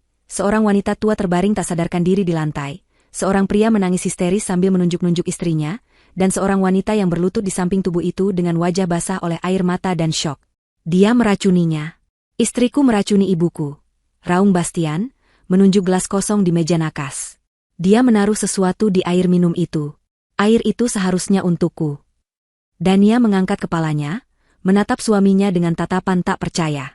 Di tengah duka dan kekacauan, di samping tubuh ibu mertuanya yang tercinta, pria ini masih sempat memutarbalikkan fakta, masih sempat mencoba menjebak dan menghancurkannya. Pada saat itu, sisa-sisa perasaan apapun yang mungkin masih tersisa untuk Bastian. Kasihan, kenangan masa lalu, lenyap selamanya, terbakar habis oleh kebencian yang murni. Pria di hadapannya bukan lagi manusia, ia adalah monster. Situasi berkembang dengan cepat. Manajer villa menelepon ambulans dan polisi. Dalam waktu singkat, suite mewah mereka telah berubah menjadi tempat kejadian perkara. Para medis masuk dan segera memeriksa Ibu Nikmah. Setelah beberapa upaya resusitasi yang sia-sia, mereka dengan berat hati menyatakan bahwa Ibu Nikmah telah meninggal dunia. Bastian meraung lebih keras, sebuah pertunjukan duka yang spektakuler. Ia mencoba menerjang Dania, namun ditahan oleh petugas keamanan. Polisi pun tiba. 2 orang detektif lokal yang berpengalaman, satu lebih tua dan satu lebih muda, memasuki ruangan. Mereka mengamati situasi dengan tatapan tajam dan terlatih. Detektif yang lebih tua, bernama Inspektur Wayan, menghampiri Bastian yang masih histeris. "Tenang, Pak. Coba jelaskan apa yang terjadi," kata Inspektur Wayan dengan nada tenang namun tegas. Dengan air mata bercucuran, Bastian menceritakan versi ceritanya. Ia mengarang sebuah kisah tentang pertengkaran hebat antara ia dan Dania mengenai perselingkuhannya. Menurutnya, Dania menjadi gelap mata dan mengancam akan membunuhnya. Ia menuduh Dania menaruh racun di dalam gelas air yang disiapkan untuknya, namun ibunya yang malang tidak sengaja meminumnya saat datang untuk menenangkan mereka. Cerita itu terdengar masuk akal, sebuah drama rumah tangga yang berakhir tragis. Saat Bastian sedang bercerita, Sinta tiba-tiba muncul di ambang pintu, wajahnya dipenuhi kepanikan. "Ya Tuhan, ada apa ini?" serunya, berlari menghampiri Bastian dan memeluknya. "Aku dengar teriakan dari vilaku." Kehadirannya adalah langkah terakhir dalam rencana mereka. Ia akan berperan sebagai saksi yang menguatkan cerita Bastian. "Benar, Pak Polisi," katanya sambil terisak di bahu Bastian. "Saya tahu mereka sedang ada masalah. Tuan Bastian bercerita pada saya bahwa istrinya sangat marah dan sering mengancamnya. Saya khawatir hal seperti ini akan terjadi." Semua mata kini tertuju pada Dania. Ia masih duduk di lantai, di dekat jenazah ibu mertuanya, seolah tidak peduli dengan tuduhan-tuduhan yang dilontarkan kepadanya. Ia tampak seperti tersangka yang bersalah, diam, terpukul, dan tidak bisa membela diri. Detektif yang lebih muda menghampirinya. "Ibu Dania, Anda harus ikut kami ke kantor untuk dimintai keterangan," katanya dengan nada formal. Dania menarik napas panjang, sebuah napas yang terasa berat dan menyakitkan. Perlahan, ia mengangkat kepalanya. Air mata masih membasahi pipinya, namun matanya tidak lagi menunjukkan kesedihan atau ketakutan. Matanya berkilat dengan cahaya yang dingin dan tajam. Cahaya seorang CEO yang akan mengambil alih ruang rapat yang kacau. Dengan bantuan detektif muda itu, ia berdiri. "Tidak perlu, Pak," katanya dengan suara yang bergetar namun jelas. "Keterangannya bisa kita lakukan di sini. Karena pembunuhnya sudah ada di ruangan ini." Ia menatap lurus ke arah Bastian dan Sinta, yang menatapnya balik dengan seringai kemenangan tipis di wajah mereka. Mereka pikir mereka sudah menang. "Tuduhan Anda sangat serius, Bu," kata Inspektur Wayan, mendekatinya. "Saya tahu. Dan saya punya bukti untuk setiap perkataan saya," balas Dania. Ketegasan dalam suaranya membuat semua orang di ruangan itu terdiam. Perlahan, dengan gerakan yang disengaja, Dania berjalan ke meja riasnya. Bastian dan Sinta saling berpandangan, sedikit cemas. Apa yang akan ia lakukan? Dania mengambil bros berbentuk daun yang tersemat di syalnya, dan pena hitam elegan yang tergeletak di antara botol-botol parfumnya. Ia berbalik menghadap kedua detektif itu. Ini, katanya sambil menyodorkan kedua benda itu. Bukan sekadar bros dan pena. Ini adalah kamera dan alat perekam suara. Semuanya sudah merekam sejak sebelum kami masuk ke kamar ini malam ini. Wajah Bastian dan Sinta seketika berubah pucat pasi. Senyum kemenangan mereka lenyap, digantikan oleh ekspresi horor yang tak terselubung. Alat perekam suara ini, lanjut Dania sambil mengangkat pena itu, telah merekam dengan jelas percakapan saya dengan almarhumah Ibu Nikmah beberapa saat sebelum beliau meninggal. Beliau datang bukan untuk menenangkan pertengkaran, karena memang tidak ada pertengkaran. Beliau datang karena tidak bisa tidur dan ingin mencurahkan isi hatinya. Anda akan mendengar betapa tulusnya beliau menyayangi saya. Anda juga akan mendengar dengan jelas bagaimana suami saya, Bastian, sebelumnya memaksa saya untuk meminum air dari gelas itu. Ia kemudian mengangkat bros kamera. Dan kamera ini akan menunjukkan kepada Anda sesuatu yang lebih menarik. Kamera ini akan menunjukkan bagaimana Bastian menuangkan air ke dalam gelas itu. Perhatikan baik-baik gerak-gerik tangannya saat memegang teko. Mungkin tim forensik Anda bisa menemukan sisa-sisa bubuk di sana. Kamera ini juga akan menunjukkan bagaimana Ibu Nikmah meminum air itu atas inisiatifnya sendiri, tanpa ada paksaan dari siapapun. Dan yang paling penting, suara Dania meninggi, dipenuhi amarah yang akhirnya ia lepaskan. Kamera ini akan menunjukkan ekspresi wajah suami saya saat ibunya sendiri ambruk di lantai. Bukan ekspresi terkejut atau sedih, tapi ekspresi panik seorang pembunuh yang rencananya berantakan. Inspektur Wayan menatap kedua benda kecil di tangan Dania, lalu menatap wajah Bastian dan Sinta yang sudah seperti kertas. Ia memberi isyarat kepada detektif muda, yang segera mengambil alih alat-alat bukti itu. Itu tidak benar. Dia bohong. Dia pasti sudah mengeditnya, teriak Sinta panik. Tenang saja, kata Dania dingin. Aku punya lebih banyak lagi. Di dalam brankas saya di Jakarta, ada laporan lengkap dari penyelidik swasta yang saya sewa. Laporan yang berisi foto-foto perselingkuhan kalian, bukti transfer uang dari perusahaan suami saya ke rekeningmu, Sinta. Dan yang paling menarik, laporan tentang bagaimana suamiku menghubungi agen asuransi jiwaku, menanyakan prosedur klaim kematian saat berlibur. Oh, dan juga akta pendirian perusahaan cangkang atas namamu, Sinta, yang akan dijadikan penerima manfaat sekunder polis asuransiku. Setiap kalimat Dania adalah sebuah paku yang menghujam peti mati mereka. Bastian tidak lagi bisa berkata-kata. Kakinya lemas dan ia terduduk di sofa, menatap kosong ke depan. Dunianya runtuh dalam hitungan menit. Sinta mencoba untuk lari, namun jalan keluarnya sudah diblokir oleh petugas keamanan villa. Satu hal lagi, Inspektur, tambah Dania. Wanita ini, Sinta, dia tidak menginap jauh. Coba periksa villa di sebelah. Saya melihatnya sendiri tadi malam. Mungkin di sana Anda akan menemukan sisa bubuk, obat tidur, yang mereka gunakan. Mungkin juga Anda akan menemukan ponsel yang berisi semua percakapan perencanaan pembunuhan ini. Inspektur Wayan mengangguk pelan, matanya menatap tajam ke arah Bastian dan Sinta. Ia sudah cukup lama menjadi polisi untuk tahu kapan sebuah kebohongan telah terbongkar. Ia mengeluarkan borgol dari sakunya. Permainan telah berakhir. Skakmat. Pagi menyingsing di atas tebing Uluwatu, menyinari sebuah pemandangan yang kontras. Di luar, alam Bali menampilkan keindahannya yang abadi.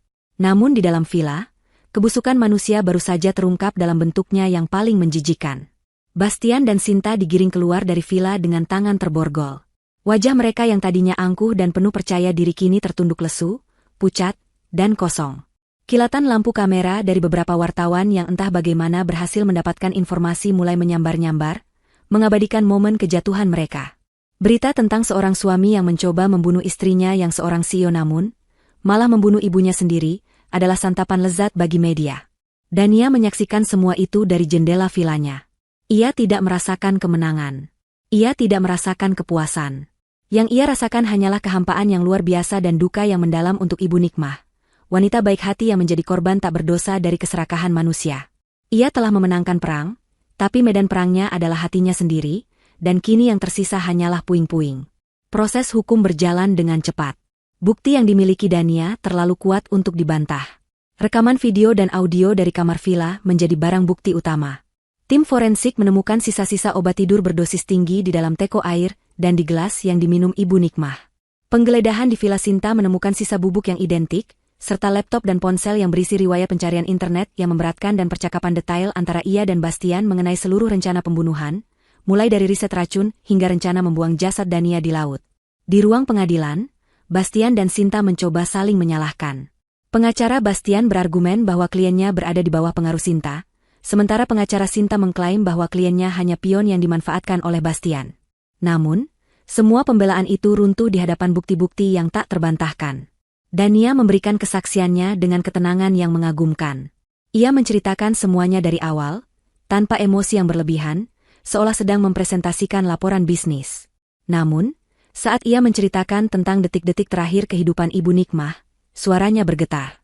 Ia memutar rekaman suara dari pena hitam itu di depan seluruh ruang sidang. Suara tulus Ibu Nikmah yang mencurahkan isi hatinya, disusul oleh suara tegukan air dan akhirnya suara tubuhnya yang ambruk, menggema di ruangan yang sunyi itu. Tidak ada satu orang pun di ruang sidang yang tidak tersentuh. Bastian, yang duduk di kursi terdakwa, akhirnya hancur. Ia menundukkan kepalanya dalam-dalam dan menangis sesenggukan, bukan karena penyesalan, melainkan karena kekalahan total.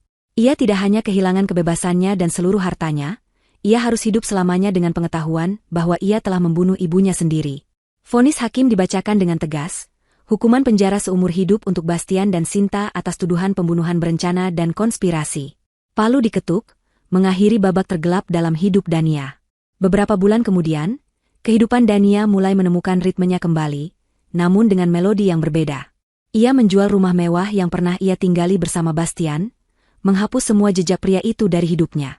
Ia pindah ke sebuah apartemen penthouse yang lebih modern dan praktis di pusat kota, lebih dekat dengan kantornya. Ia membenamkan dirinya dalam pekerjaan, bukan lagi sebagai pelarian, tetapi sebagai bentuk penyembuhan. Perusahaannya justru semakin maju di bawah kepemimpinannya yang menjadi lebih tajam dan lebih berani. Suatu sore, ia berdiri di depan jendela kantornya, menatap matahari yang terbenam di antara gedung-gedung pencakar langit. Pemandangan yang sama seperti dulu, namun ia melihatnya dengan mata yang berbeda. Ia bukan lagi wanita yang sama. Pengkhianatan telah merenggut kenaifannya, namun memberinya kekuatan yang tak ia duga ia miliki. Ia selamat, ia menang, dan ia telah memastikan keadilan ditegakkan. Dengan sebagian besar aset gabungan mereka yang kini sepenuhnya menjadi miliknya, ia melakukan satu hal terakhir. Ia mendirikan sebuah yayasan atas nama Yayasan Nikmah Adijaya. Sebuah organisasi nirlaba yang didedikasikan untuk memberikan bantuan hukum dan perlindungan bagi perempuan korban kekerasan dalam rumah tangga dan penipuan. Itu adalah caranya untuk menghormati Ibu Nikmah, mengubah tragedi menjadi sebuah warisan kebaikan. Fajar baru telah menyingsing dalam hidupnya. Ia telah berjalan melewati lembah tergelap dan keluar di sisi lain, bukan tanpa luka, tetapi utuh dan jauh lebih kuat. Ia menatap Cakrawala, siap untuk memulai babak baru, bukan sebagai korban, tetapi sebagai seorang penyintas yang akan mendedikasikan sisa hidupnya untuk memastikan tidak ada wanita lain yang harus mengalami neraka yang pernah ia lalui. Keadilan telah ditegakkan, karma telah terbayar lunas, dan Dania Adijaya akhirnya menemukan kedamaiannya kembali. 5 tahun adalah waktu yang panjang sekaligus singkat. Cukup panjang untuk menyembuhkan luka yang paling dalam, namun cukup singkat untuk membuat kenangan pahit masih terasa nyata jika disentuh. Bagi Dania Adijaya, 5 tahun adalah sebuah era transformasi. Sebuah proses menempa ulang jiwa yang telah hancur menjadi sesuatu yang lebih kuat dan lebih berharga dari sebelumnya. Pagi itu, di kantornya yang kini menempati 3 lantai teratas sebuah gedung pencakar langit yang lebih baru dan lebih megah, Dania sedang memimpin rapat dewan direksi. Penampilannya masih sama tajamnya. Setelan kerja yang dirancang khusus, rambut yang ditata sempurna, dan sorot mata yang mampu menganalisis neraca keuangan paling rumit dalam hitungan detik. Namun, ada sesuatu yang berbeda dalam auranya. Dulu, auranya adalah aura ambisi yang dingin dan tak tersentuh. Kini, auranya adalah aura kekuatan yang tenang dan penuh empati. Ia tidak lagi hanya memimpin dengan otaknya, ia memimpin dengan hati yang telah melalui api. Proposal dari Divisi Riset dan Pengembangan untuk program inkubasi startup teknologi yang dipimpin oleh perempuan saya setujui, katanya dengan suara tegas yang menggema di seluruh ruangan. Alokasikan dana 2 kali lipat dari yang mereka ajukan. Saya tidak mau program ini hanya sekadar formalitas. Saya mau program ini melahirkan Dania-Dania baru di masa depan. Keputusannya disambut dengan anggukan hormat dari para direktur. Tidak ada yang berani membantah. Mereka tahu, Visi Dania tidak pernah salah. Sejak insiden tragis di Bali, perusahaannya tidak goyah. Sebaliknya, di bawah kepemimpinan Dania yang menjadi lebih fokus dan lebih berani, perusahaan itu melesat seperti anak panah. Ia melakukan ekspansi ke pasar internasional, mengakuisisi beberapa kompetitor, dan menjadikan perusahaannya sebagai salah satu pemain utama di tingkat Asia Tenggara. Ia menjadi legenda di dunia bisnis, seorang wanita yang selamat dari neraka dan kembali untuk membangun surga versinya sendiri. Setelah rapat selesai, ia kembali ke ruangannya. Ruangan itu tidak lagi didominasi oleh warna-warna monokrom yang dingin.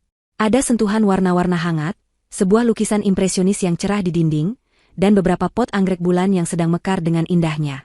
Ia tidak lagi tinggal di rumah mewah yang penuh kenangan buruk itu. Rumah itu telah ia jual beserta seluruh isinya, seolah menghapus sebuah bab yang salah dari buku hidupnya. Kini ia tinggal di sebuah penthouse di puncak gedung apartemen yang sama dengan kantornya, sebuah tempat yang ia rancang sendiri, sebuah sangkar emas yang nyaman, tempatnya memulihkan diri dan menemukan kembali dirinya. Di sela-sela kesibukannya, ia belajar untuk menikmati hidup. Ia mulai melukis lagi, hobi masa kecilnya yang lama terkubur. Ia menghabiskan akhir pekannya dengan beberapa sahabat dekat yang terbukti setia menemaninya di masa-masa sulit, bukan lagi dikelilingi oleh lingkaran sosialita palsu. Ia tidak mencari cinta baru. Bukan karena ia trauma, tapi karena ia sudah merasa utuh dengan dirinya sendiri. Ia telah belajar bahwa sumber kebahagiaan terbesarnya bukanlah validasi dari seorang pria, melainkan kedamaian dalam dirinya sendiri.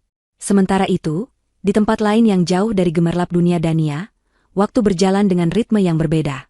Di dalam sebuah sel sempit di lembaga pemasyarakatan dengan keamanan maksimum, Bastian menjalani hari-harinya dalam monoton yang mematikan. 5 tahun di penjara telah merenggut semua yang dulu ia banggakan. Pesonanya telah luntur, tergantikan oleh tatapan mata yang kosong dan putus asa. Tubuhnya yang dulu tegap kini sedikit membungkuk. Rambutnya yang dulu selalu tertata rapi kini mulai ditumbuhi uban. Ia bukan lagi seorang manipulator yang lihai. Di dalam dunia penjara yang keras, hierarkinya berbeda. Pesona dan bualan tidak ada harganya. Ia hanyalah seorang narapidana bernomor, seorang pria yang membunuh ibunya sendiri. Stigma itu melekat padanya seperti bayangan, membuatnya dihormati sekaligus dicemooh oleh narapidana lain. Siang hari, ia bekerja di bengkel pertukangan, tangannya yang dulu hanya terbiasa memegang pulpen mahal kini kapalan karena mengamplas kayu. Namun, siksaan terberatnya bukanlah pekerjaan fisik atau hilangnya kebebasan. Siksaan terberatnya datang di malam hari. Saat lampu sel dipadamkan dan hanya suara dengkuran narapidana lain yang terdengar, pikirannya akan selalu kembali ke malam itu di Bali. Ia akan melihat lagi wajah ibunya yang tersenyum tulus, mendengar lagi suaranya yang penuh harapan. Ia akan merasakan lagi kepanikan saat ibunya meraih gelas itu, dan kengerian saat tubuh ibunya ambruk ke lantai. Ingatan itu datang lagi dan lagi, sebuah film horor pribadi yang diputar tanpa henti di dalam kepalanya. Tidak ada penyesalan yang tulus di dalam dirinya, hanya ada penyesalan karena gagal, karena tertangkap.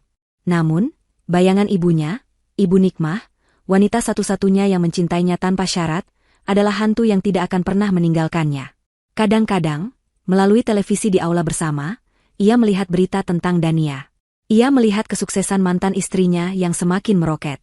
Ia melihat berita tentang sebuah yayasan yang didirikan oleh Dania, sebuah yayasan yang namanya membuat perut Bastian terasa seperti ditusuk ribuan jarum, Yayasan Nikmah Adijaya. Mengetahui bahwa nama ibunya yang ia bunuh kini menjadi simbol harapan bagi para wanita korban pengkhianatan sepertinya, adalah sebuah ironi yang begitu kejam, sebuah hukuman psikologis yang jauh lebih berat daripada dinding penjara manapun. Di blok wanita di penjara yang berbeda, Sinta juga menjalani nerakanya sendiri. Dunianya yang dulu penuh dengan kemewahan, pujian, dan kekuasaan atas pria-pria kaya, kini telah menyusut menjadi sebuah sel berukuran 2x3 meter yang berbau lembab. Kecantikannya yang dulu menjadi senjata utamanya kini tidak ada artinya. Di sini, ia hanyalah seorang narapidana lain. Ia mencoba menggunakan taktik manipulasinya pada para sipir dan narapidana lain, namun usahanya selalu gagal total. Dunia di dalam penjara memiliki aturannya sendiri, dan ia bukanlah pemainnya. Ia menjadi sosok yang pahit, penuh amarah, dan selalu menyalahkan orang lain atas nasibnya. Ia menyalahkan Bastian yang bodoh, menyalahkan Dania yang licik, menyalahkan dunia yang tidak adil. Ia tidak pernah sekalipun bercermin dan melihat monster di dalam dirinya. Hidupnya kini hanyalah penantian panjang menuju ketiadaan. Malam itu, Dania menghadiri sebuah acara penggalangan dana untuk Yayasan Nikmah Adijaya. Yayasan itu kini telah menjadi salah satu organisasi paling berpengaruh di negeri ini. Mereka tidak hanya memberikan bantuan hukum, tetapi juga menyediakan rumah aman, konseling psikologis, dan pelatihan keterampilan bagi para wanita untuk bisa mandiri secara finansial. Dania tidak tampil sebagai seorang CEO yang glamor malam itu. Ia mengenakan gaun yang sederhana namun elegan, menyapa para tamu dan donatur dengan senyum hangat. Puncak acara malam itu adalah pidato dari salah satu alumni program yayasan. Seorang wanita muda bernama Maya, yang beberapa tahun lalu nyaris kehilangan segalanya karena penipuan berkedok cinta yang mirip dengan apa yang Dania alami. Dengan suara yang sedikit bergetar namun penuh kekuatan, Maya menceritakan kisahnya di atas panggung. 2 tahun lalu, saya adalah seorang wanita yang hancur, katanya. Saya kehilangan semua tabungan saya diusir dari rumah saya, dan yang lebih parah, saya kehilangan kepercayaan pada diri saya sendiri. Saya merasa bodoh, tidak berharga, dan sendirian. Sampai suatu hari, saya menemukan Yayasan Nikmah Adijaya. Di sini, saya tidak dihakimi. Saya diterima, didengarkan, dan dibela. Mereka tidak hanya mengembalikan uang saya melalui jalur hukum, mereka mengembalikan harga diri saya. Mereka mengajari saya bahwa menjadi korban bukanlah sebuah aib, dan meminta tolong adalah sebuah bentuk kekuatan. Dania mendengarkan dari barisan depan, matanya berkaca-kaca. Di sebelahnya, foto besar Ibu Nikmah yang sedang tersenyum lembut dipajang dengan indah, dikelilingi oleh rangkaian bunga lili putih. Nama yayasan ini diambil dari seorang ibu yang menjadi korban dari sebuah kejahatan yang tak terbayangkan. Lanjut Maya, suaranya semakin mantap. Namun, putrinya, Ibu Dania, telah mengubah tragedi itu menjadi sebuah sumber kekuatan bagi ribuan wanita seperti saya. Kematian Ibu Nikmah tidak sia-sia. Semangat kebaikannya kini hidup di dalam diri setiap wanita yang kami selamatkan. Semangatnya hidup di dalam diri saya. Tepuk tangan membahana di seluruh ruangan. Dania naik ke panggung untuk memeluk Maya. Dalam pelukan wanita muda itu, Dania merasakan sebuah kepuasan yang tidak pernah ia dapatkan dari keuntungan bisnis sebesar apapun. Ini adalah warisannya. Ini adalah kemenangannya yang sesungguhnya. Malam harinya, setelah acara selesai, Dania berdiri di balkon penthouse-nya, menatap kerlip lampu kota yang tak pernah tidur. Angin malam membelai wajahnya. 5 tahun yang lalu, di sebuah balkon di Bali, angin yang sama terasa dingin dan penuh ancaman. Malam ini, angin itu terasa seperti bisikan kedamaian. Ia tidak lagi melihat bayangan Bastian atau Sinta dalam hidupnya. Mereka hanyalah catatan kaki dalam sebuah buku yang sudah selesai ia tulis. Ia menatap langit, seolah bisa melihat senyum tulus Ibu Nikmah di antara bintang-bintang. Terima kasih, Ibu, bisiknya pada angin. Semua ini untukmu. Tragedi tidak mendefinisikannya. Pengkhianatan tidak menghancurkannya. Sebaliknya, semua itu telah menempanya menjadi baja. Ia telah berjalan melewati api dan tidak terbakar. Ia telah menyelam ke lautan paling dalam dan kembali ke permukaan untuk bernapas. Dania Adijaya tidak lagi hanya seorang penyintas. Ia adalah mercusuar. Dan cahayanya akan terus bersinar, menjadi penunjuk jalan bagi mereka yang tersesat dalam kegelapan. Ia akhirnya menemukan kedamaian, bukan dengan melupakan masa lalu, tetapi dengan mengubahnya menjadi kekuatan untuk masa depan.